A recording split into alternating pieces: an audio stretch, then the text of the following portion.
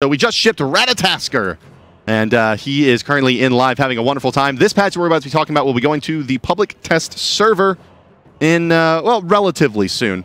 It'll be coming up likely this weekend. But let's go ahead and start talking about what's going to be actually in this here patch, my friends. I'm pretty excited about this one. So there's some tier 2 skins coming your way. Two really, really cool ones, I think so. So let's take a look at the first one. It's Kali, and it's a tier 2 skin. The skin there, it's sweet looking, but look at that card. I mean, like, the card is so awesome. And the skin, you can see a little bit more adorned, a little bit more ornate for the Kali there. Kali, I'm sorry, if you will.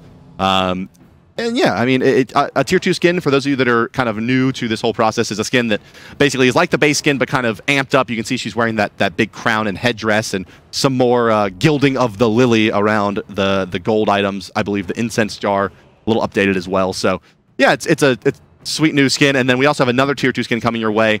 And this one is going to go to the way of Sun Wukong. And look at that. I mean, it just looks like... I really don't have much to say about this besides the fact that it's so badass.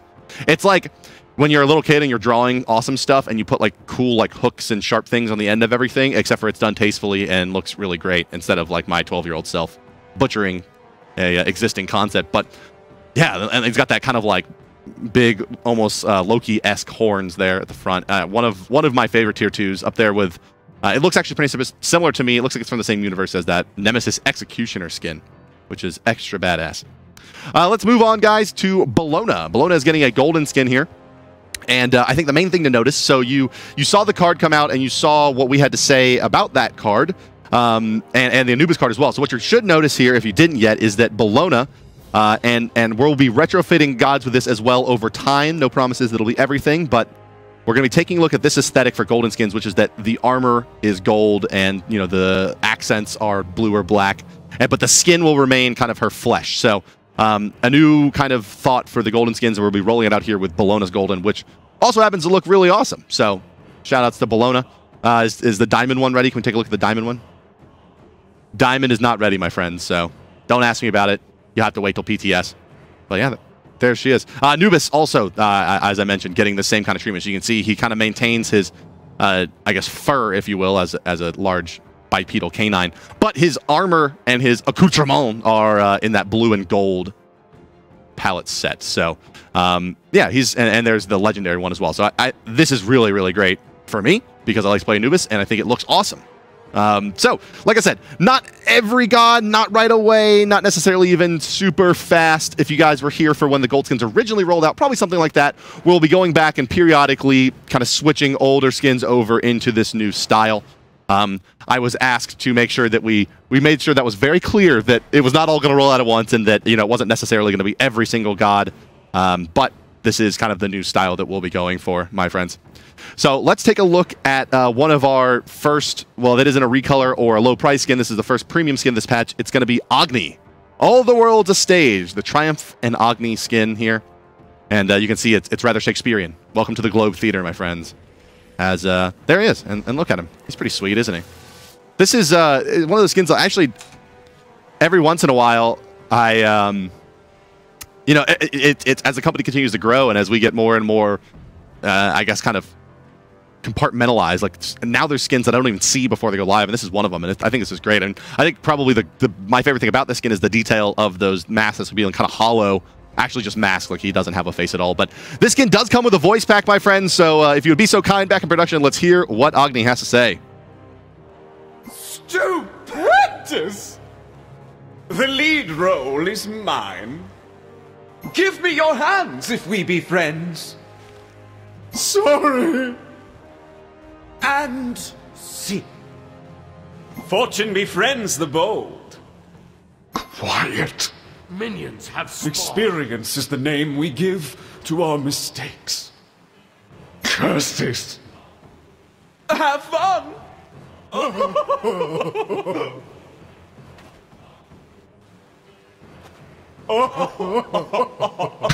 So the one head is like dumb, I guess. It's like laughing like a what an idiot. Yeah, so this is your Stratford upon Avon Shakespearean Agni skin. Man, Agni gets all the good voice packs, doesn't he? Between Swagni and this one here.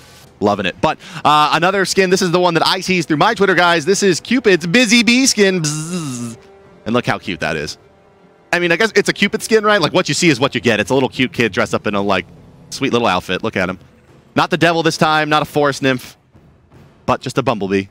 And you can see he has sparkles and little bees as well. And he has ability changes, so let's take a look at those. Heart bomb. Well, when you see that hit something, you goobers. Oh, look, he has little honeycombs. See, Cupid gets all the good mesh swaps for his abilities. Yeah, you spawned it on your own team. Come on, guys, get it together. There we go. Yeah, look at that. So it's all like these beehives, not honeycombs. Beehives seem to be his thing. Oh, leaves grass and little bee particles. This is a great looking skin. And then what's the ultimate? What does he grow? Oh, they're little flowers. What a cutie, this guy. This is Busy Bee, Cupid Busy Bee. And this, I believe, is part of the Summer of Smite, if I'm not mistaken, as well, as you saw on that landing page. That's what that floating bee floaty is in the middle of the ocean. Awesome looking skin. So kudos to the effects team here. This one looks great. Let's take a listen to his voice pack, which is sure to be shrill and annoying. Woohoo! Can't be like me. That's the bee's knees. Sorry. Good game. Be positive. Hush, please. That's too bad. Buzz up. Keep on buzzing.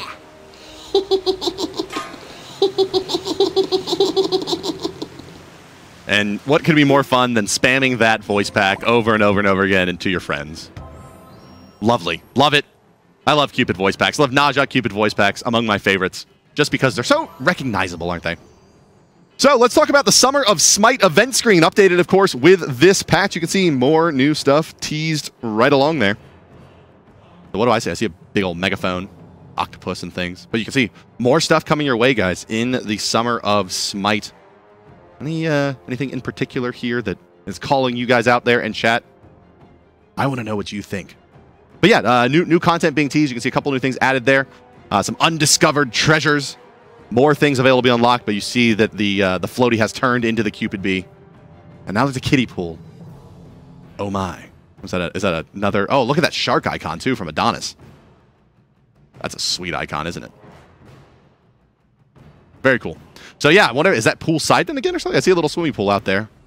Shark content as well, but let's go ahead, guys, now. We'll be switching gears as I clap my hands in front of myself and moving on to items. So this is where we start getting into the actual balance notes for this patch. There's also a lot of UI and some bug fixes, things you can find in the full patch notes will be available shortly via Reddit, our forums, everywhere that you've come to enjoy the patch notes. So, before we get specifically into Bluestone Pendant, there's kind of an overall thought here that I will present for you guys, which is that most of the itemization adjustments you're going to see today are going to be focused around the build-up and progression for hunters through the early stages of the laning phase to the early stages of the team fight phase. So there's a big maybe overstating it, but there's definitely this a contingent of thought in the community that we see through our forums, through Reddit, through all the sources that you guys get in contact with us about the potential issues with how crit itemization and lifesteal and some kind of big impactful late game luxury items are impacting Hunter's balance. So we're not necessarily saying that we're not looking at those, but it was decided that we were going to address this early game itemization and then let it ride a little bit and decide exactly where to go with later stage itemization. So now that that's been said, let's take a look at the changes that are coming to Bluestone Pendant. So Bluestone Pendant used to grant an additional 5 power and grant double the bonus mana. So essentially the item was just providing too much mana and has been adjusted accordingly. Generally speaking, it was providing too much mana through the kind of mid-laning phase into the early parts of the mid-game where you could just essentially spam abilities. It didn't take... At about a base mana pool, you had roughly 40 to 60 mana per wave that you were getting out of this item. And so that should be half to now it'll take a little bit bigger mana pool to make the item worthwhile. Slightly more risky, a little bit less base stats. All around, this item was allowing hunters potentially to farm too quickly, and so has been adjusted. Obviously, these changes, guys, go to PTS. Please play the PTS and let us know your feedback. But let's move on to the next item on the list, which is, of course, the Witchblade. So, Witchblade is an anti-attack speed item and an anti-power aura item. And the item used to have movement speed on it and was very popular. That was removed kind of just to put it in sync with really where it should be in terms of what it does. And now it's getting kind of the buff that brings it up into a powerful state with the stats that it did have. So its primary purpose is to target an enemy player who are built for in-hand damage, and it's being scaled up to match the attack speeds these kind of gods are able to achieve given the Season 2 itemization changes and base stat changes for hunters. So the Witchblade now has an increased attack speed slow aura from 15% to 20%, so 5% more in-hand speed removed, and as well as a power reduction increase from 25 to 30. So modest adjustments to this item, but it should make it a little bit more attractive to those warriors and guardians as another thing to add to the toolkit in terms of itemizing against specifically attack speed scaling hunters and assassins. Let's move on now to the Ick Vial, another item that is, well, lending itself very well to hunters rapidly achieving mid-game damage levels. And this is going to be in tune with another change you're going to see coming right after this, which is that just simply attack speed has been reduced on this item from 30% to 20%. Ick Vial is a bridge item that brings early strength by sealing power, but is overstatted, so to speak, for its cost. So we're bringing the attack speed value down to match the cost a little bit more. This was favorable to increasing the price of this item, as I think it's important, and the balance team thinks it's important that there's itemization options that aren't all necessarily building towards the same goal at the same time. So what I mean by that is not necessarily always boots into Lifesteal and Executioner, into Crit, into Pen. You know, that there are these mid-game options, get power spikes at different levels. Ick Vial does that. It just maybe did a little too well. Next up on the list, the Executioner. So another attack speed item for hunters, seeing a modest nerf to its attack speed, 25% to 20% contribution, and a 50 gold increase. So a very modest change to the Executioner. Generally speaking, this is just to slightly push the timing a little bit further, make it a little bit less comfortable to build into, and slightly bringing down the attack speed spike that you get from buying this item. This item is a power and penetration item. I think at its core, its proc is based on penetration, and it has power on it based on its tree positioning. The attack speed was just a little bit too much. So kind of chipping away at the edges of the Executioner. And you'll see that's kind of overall the theme of these changes is a little bit less for a little bit more money. Just kind of slowing down the progression of items for the hunters without directly kind of massively changing the way any of the single items work in isolation. The Heartseeker is the next up on the list here. And this is simply cost increase to make picking it up a little bit slower. So it still does keep that plus 5 power buff that it got last patch, but the price adjustment has been mitigated some, up to 1890 again here is the Heartseeker. So a little bit more gold to get the Heartseeker online. Make a little bit more room for Devourer's Gloves and other hunter starting items, and potentially allowing for itemization that does not include a stacking item, although that seems maybe not to be the case for the moment. We'll see as this one plays itself out, but a little bit more gold for the Heartseeker this time around. Still as potent, and you still don't lose but half of your stacks on death. Now, some underused items seeing some buffs instead of the other direction here. It's the Shield of Regrowth. So this item, it gives you a boost of movement speed when you heal yourself. It has some nice stats on it, cooldown reduction, physical prot, and physical power. It's being buffed to increase the protection from 20 to 30, basically making it a more attractive hybrid item for itemizing against physical damage, and potentially allowing a god like Chalk that can self-heal to purchase this item over something like a Midgardian Mail, perhaps, or a Mystical Mail, one of the other protection-based items if he was looking for a bit more damage.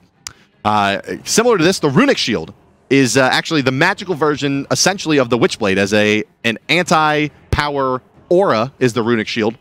And it was just a little bit too expensive, we thought. So we've actually dropped the price of the Runic Shield for 2,400 to 2,300 with this patch. And that brings us to the item that I don't really know how to pronounce. Ancile, I think it is. Ancile. Ancile is a stacking item that has some ramp up time, and it's kind of difficult to pick this item up because of the jump from tier 2 to tier 3 in terms of the cost of this item. So you've seen it reduced from 2,400 to 2,250 with this patch. That is the Ancile. Moving right along to the Celestial Legion Helm. This item exists to fight crits. And there we see games where there's 2 or 3 players on each team itemizing into crit, and this item is not being purchased by mages. It probably needs a buff. So we've essentially just dropped the price on this thing from 2,850 to 2,350. So 500 gold reduction in price, becomes much more competitive with item timings like Executioner, where you can have this out in a meaningful time. Still gives you the 80 power on the proc, and the proc can now happen every 6 seconds, up from 15. So this item seeing some big time buffs. Actually, as it will become a hopefully more part of the build, the anti-burst physical damage builds that mages will be able to itemize into. So let's move into some god balance updates and fixes. And remember, guys, we'll take a look at the Muzen Cobb. We'll be talking about this passive here in a second. But right when we conclude the end of the patch, so there's not much more left here, we will go into showing you the new Nox kit, and we will have Dev Insight with the lead designer. We'll create a director, actually, now. For Smite and Mr. Scott's here. So stick around for that, guys. Get an opportunity to hear some insight as to how this thing went down. But Muzen Cobb, new passive tweak for him. Okay. Generally speaking, what this passive does, it means you have more things to do while you're in-handing. The way it reads is that basic attacks from Muzen Cobb will now extend the duration of your bees passive on the target by a second. Targets that suffer from bees for 4 total seconds are disarmed for a second. Duration of the passive has been set from 3 to 2 seconds. And then a bug fix.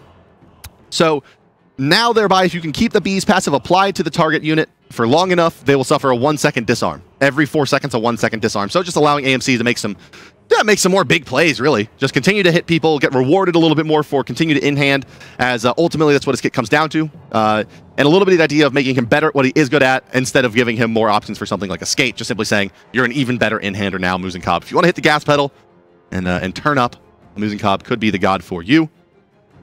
Up next, who could it be but Outwash? No, it's Ratatasker. They fooled me. Ratatasker. You silly goofballs. Ratatasker does have some... Okay. Whoa. Okay, you're going to have to read this. I'll read it off to you guys. The tip here, the notes on this change are simply nuts. It's nuts. Ha ha ha ha ha.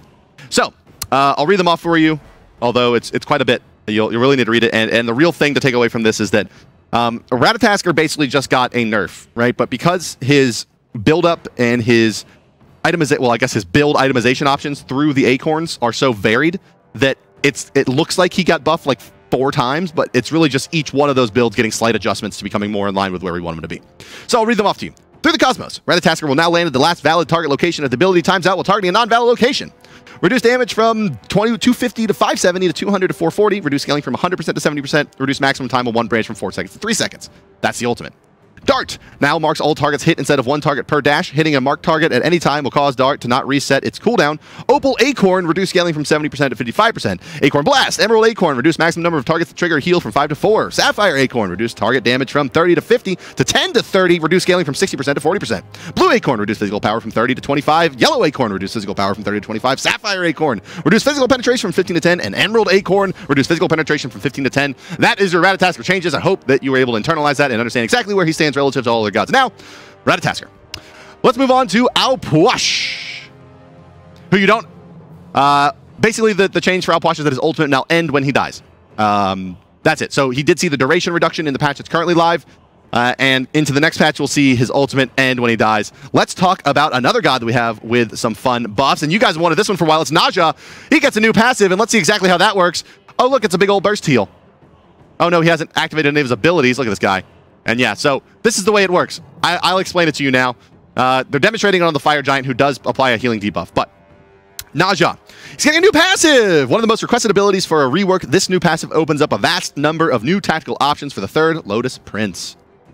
And by that, I mean, his passive is no longer called Immortal Spirit. It is now Righteous Spirit. Naja gains a stack when he hits an enemy with a basic attack and an additional stack for critical strikes. So a critical striking basic attack will cause 2 stacks.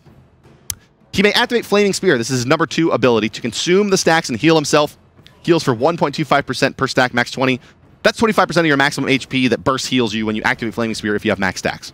So Naja now has a pretty serious way to kind of make turnaround plays. You know, 1 crit, activating your 2. So we'll see. You can see the passive stacking up. 3, 4, 5, 6, 7. But he has lifesteal, so.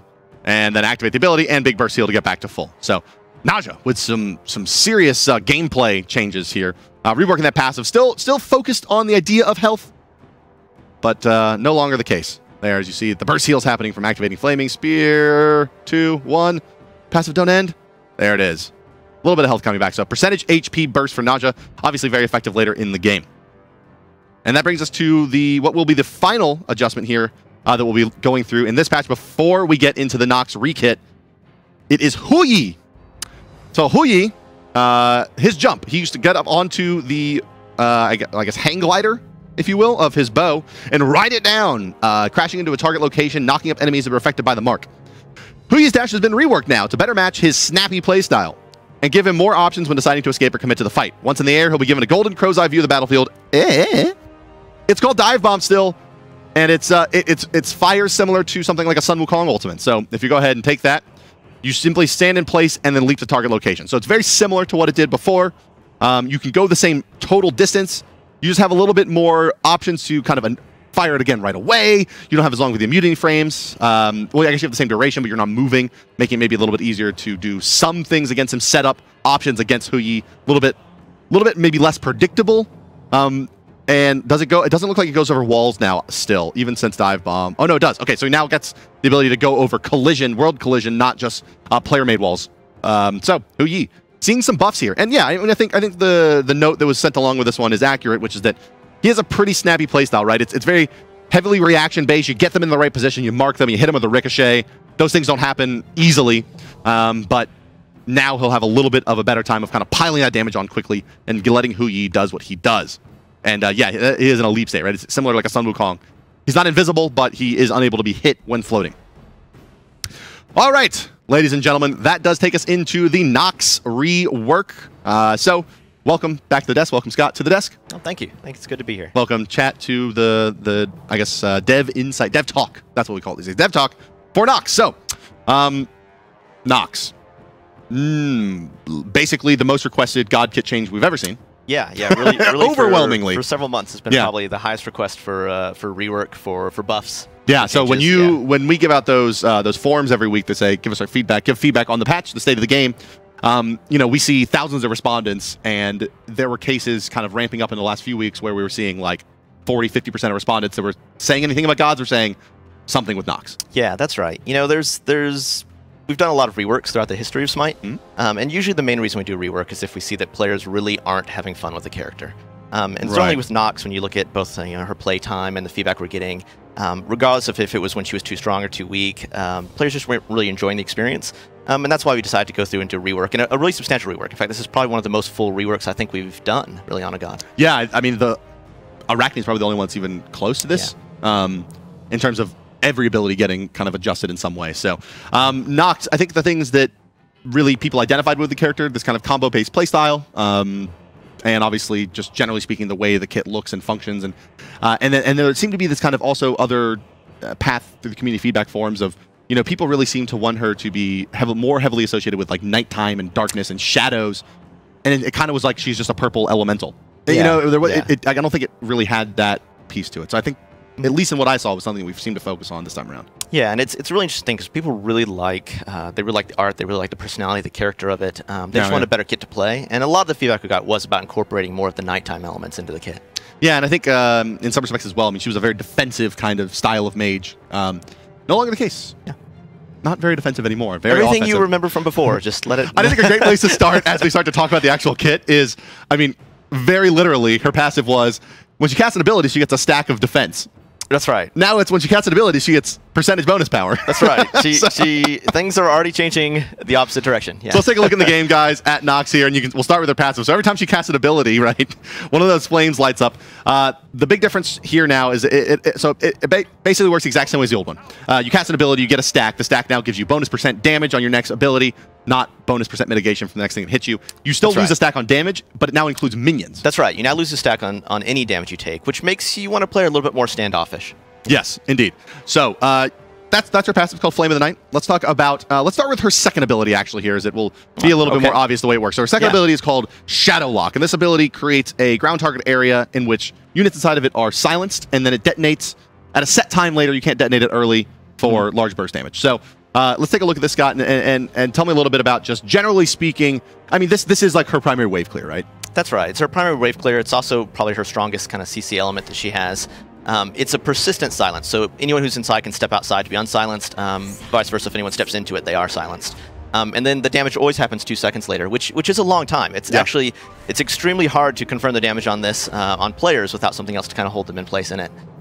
So let's take a look now at her first ability called Shadow Lock, and the reason that we showed the first one, or the second one first, was that this ability is a single target projectile-based CC. It's a root. It's a sustained root that Nox has to sustain. She gets basically self-silenced for using it, but it holds him in place, which, when silenced by her number 2, means that you can force people to get hit by the end. So if you guys actually, back in production, would show us, throw out a 2 and then hit that same target with a 1. So this is going to be your basic combo is silence them, link them, keep them in place, and then let it detonate on them. The link also deals damage over time. So this is a fairly new ability for us, and it's a 2-second base level CC. Like at rank 1, it's a 2-second CC, and it's also on a cooldown. It's about half of what normally a stun would be in Smite. That's right. So this has a couple things that are going against it. It is an aimed shot.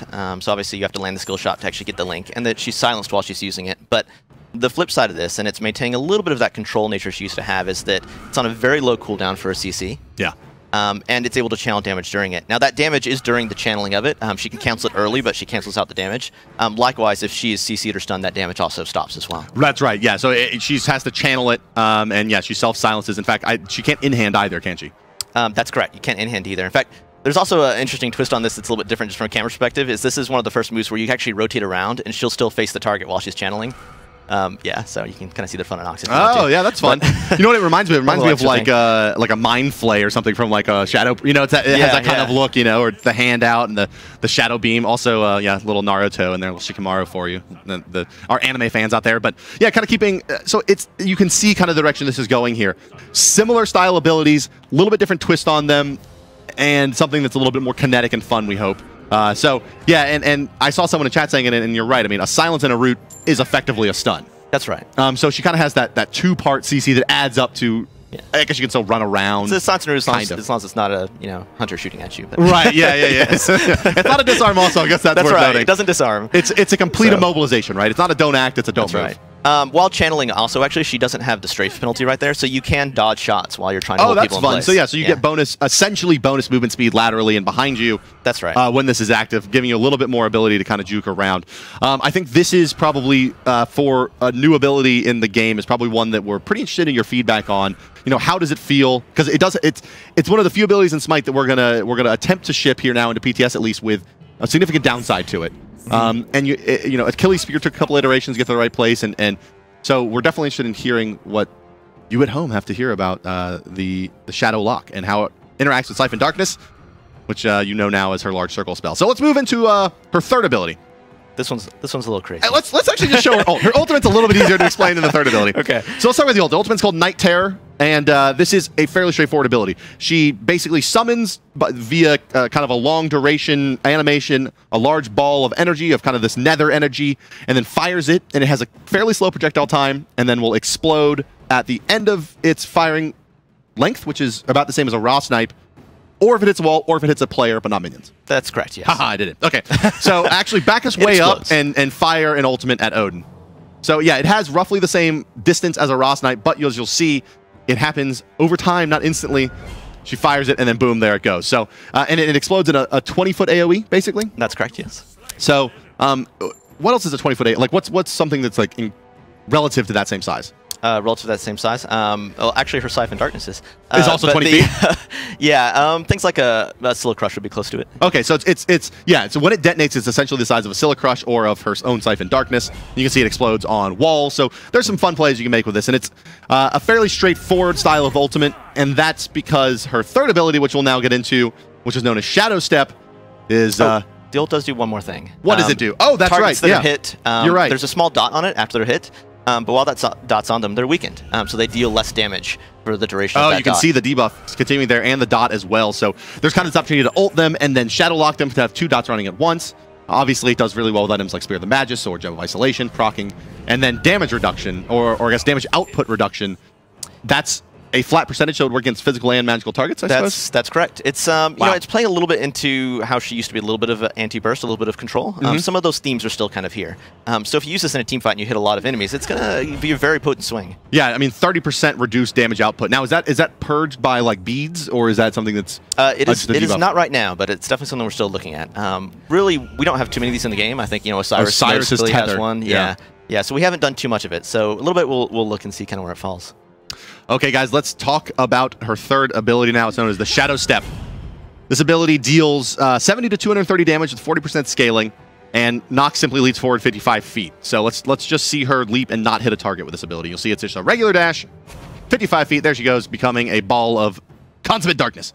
Now show me it hitting the enemy Odin. So if you run into an enemy god, it deals damage to them, passing through them. So it's basically an essentially uninterruptible dash, more like a Cupid dash than, say, a Athena dash, right? It doesn't stop at the enemy god. He goes through them, dealing damage. That's right. Go ahead and kill the Odin. There he goes. Poor guy. What was that announcer pack? What was that announcer pack that I just heard, Clumsy? You scumbag. All right, and dash through the Odin now to your friendly Odin. Hey, now you're inside Odin. So what this ability does is you dash forward. If you collide with any friendly players, you enter into their shadow. And then you can leave that shadow, dealing the same damage that the dash did again if they're within that target area. Bam. And barely not close enough. Bam. It lasts for 8 seconds, right? That you can stay inside. Mm-hmm. You can exit early by right-clicking. You can exit early by right-clicking. Yeah. So in theory, right, this ability could hit twice for a total of 460 damage and 80% scaling if you get it all perfect. Mm-hmm. But probably the more interesting style of things is that it, you know, obviously you can use it to enter into gods like Thor, Athena, Apollo, global repositioning-based ultimates, gods like Loki, right, to reposition in fights, Bakasura even to help run someone down, and adds the burst damage. So there are situations where the Athena ults the Thor that ults the guy that then eats all of your burst. That's right. Yeah, you know, there's kind of two really strong things that are, besides the dash, second order effects, we'll call them on this. One is that, you know, while she's inside an allied god, she also can't be targeted. So from, she's out of combat. From an escape standpoint, she's out of combat, which can be very strong. And we're looking to test that. I think on an earlier version of this, when she went into an allied god, there was a shield that she gave them, and if you killed the shield, she was exited. So there was a way to kick her out. Yeah. We're a little back and forth on that. So we'll see on PTS if we keep that mechanic or not. Now, how much indication is there to the enemy team that there's a Nox inside of the target? Really, it's what you see there. They see the blackness. They see the black and kind they of see kind of the effect around material it. Yeah. on Odin and that circle around him. That's right. Oh, so it's very no. The circle is just for her. Just her targeter, yeah, right? But she sees that Odin is shrouded in darkness. That's right.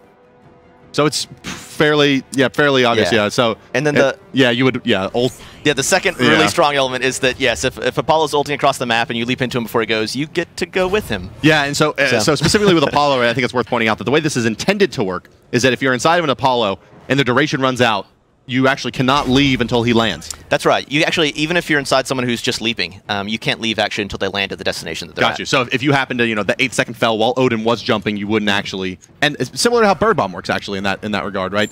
The Odin shield, you activate it, and then it won't expire until you land if you are in the air. Same thing here. That's right. Yeah.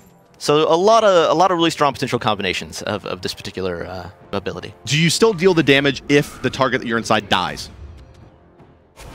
I think you do, yes. Although, actually, I haven't specifically tested that one, but you should. Well, guys, let us know. Let us know. Yeah, we expect it to. That's the intended way that it works. Any exiting is supposed to deal damage, whether she does it manually, the time expires, or it should be the target dies. But, like I said, I'm not sure. What if the enemy target gets eaten by Ao Kwang and take...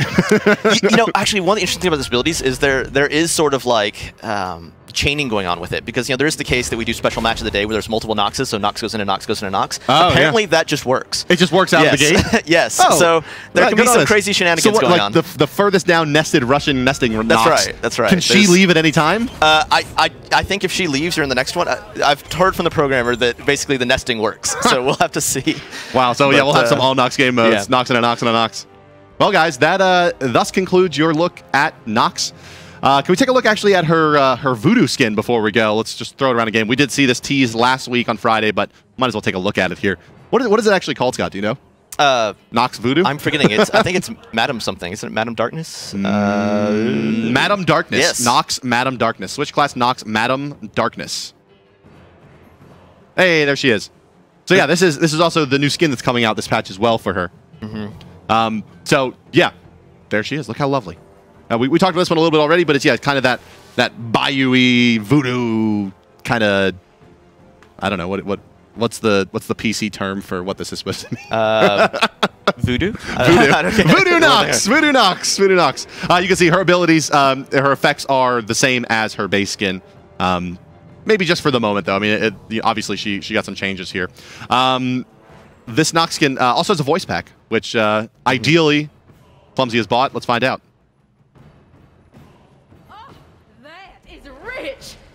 I'm much more than just pins and dolls, darling. How merciless! I warned you.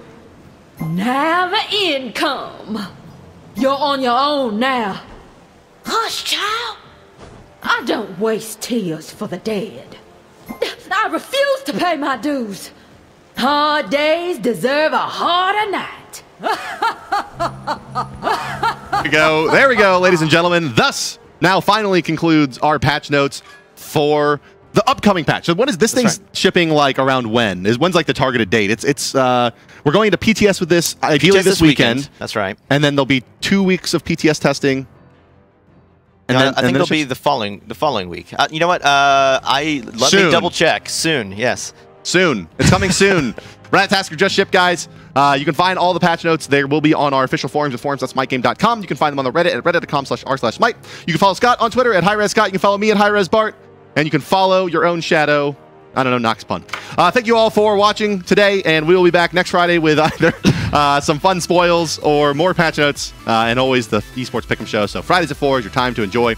But we're not done just yet, guys. We're going to toss it over to Amanda and David, I believe, is over there, and they're going to be throwing down on Xbox Smite, giving you it's Yvonne and Amanda giving you a little bit of an update on exactly what's going on with Xbox and playing some games with you guys, so don't go anywhere. We'll be hopping over that right now. Thank you, Scott, for joining us. Thank you all for joining us, and we will see you next time. Good day.